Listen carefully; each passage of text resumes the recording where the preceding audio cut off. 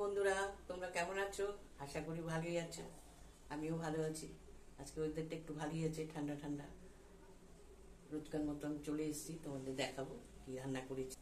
হ্যাঁ, দেখো আমি কি রান্না করেছি দেখিয়ে দিচ্ছি রোজকার মতো।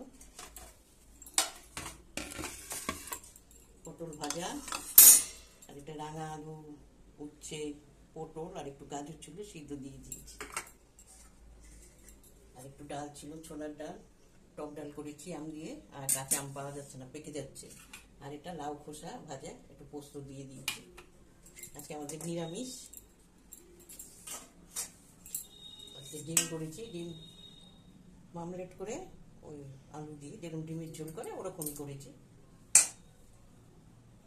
যেরকম করে করেছি, গরম মশলা দিয়েছি, যেরকম ডিমের ঝোল করে ওরকমই করেছি, অমলেট করে একবেলা রান্না করেছি। এই যে ভাত।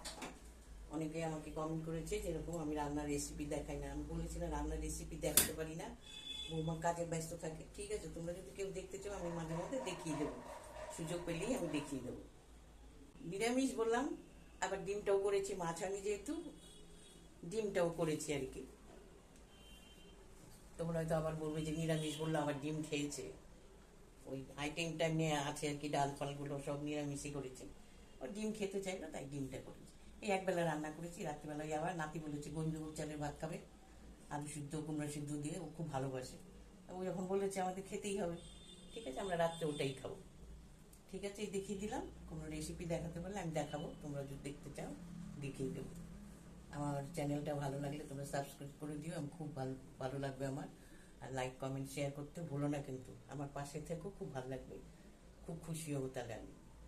তোমরা ভালো থেকো, সবাই সুস্থ থেকো, আমিও ভালো থাকবো। আজকে গরমটা কমই আছে।